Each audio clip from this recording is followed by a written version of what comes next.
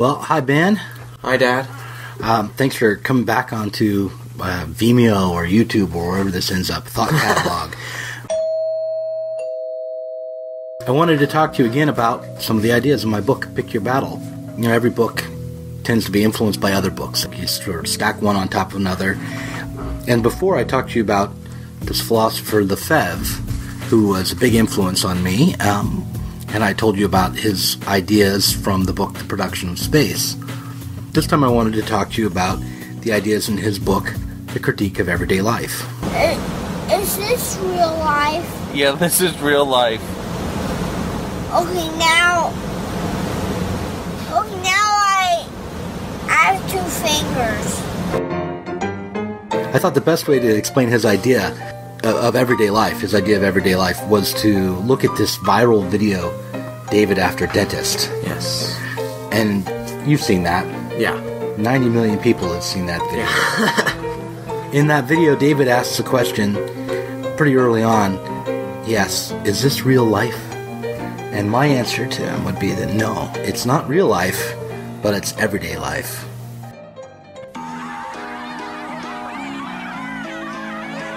Now, what do I mean by that? Well, in Henri Lefebvre's book, he explains his concept of everyday life in various ways, and one of the ways is by using Charlie Chaplin as an example. Now, do you know who Charlie Chaplin was? He's an actor? He was a comedian. He was a movie star. He was an early movie star. He was a silent film star. He played the Little Tramp in films like Modern Times and City Lights and The Great Dictator. But so how is Charlie Chaplin the same as David? Well, this character, the Little Tramp, is a small figure who appears powerless and out of place in the technological world. In fact, Lefebvre says that Chaplin was created by industrialization, that this character is a response to industrialization. One way to think about Chaplin is Chaplin's maybe a little bit like Neo in The Matrix.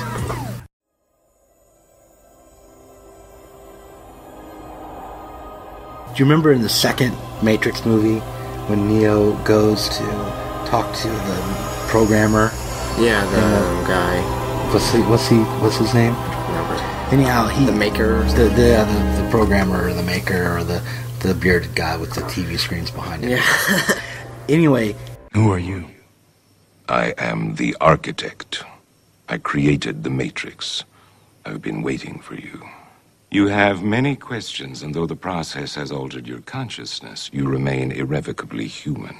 Ergo, some of my answers you will understand, and some of them you will not. Concordantly, while your first question may be the most pertinent, you may or may not realize it is also the most irrelevant. Why am I here? Your life is the sum of a remainder of an unbalanced equation inherent to the programming of the Matrix.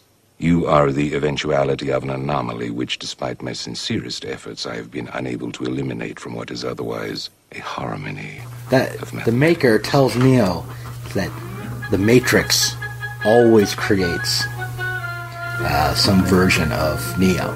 That there's always the one who can see through the Matrix. And Chaplin is somewhat like that. He's this powerless, displaced figure that is the opposite of what the bourgeois capitalist society wants itself to be, which is this place of freedom and power.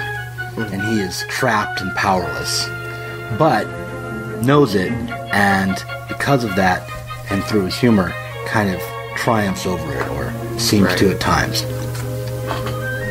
So Chaplin is a bit cartoonish and mythical, and as such, he kind of fits perfectly into everyday life. Stay in your seat.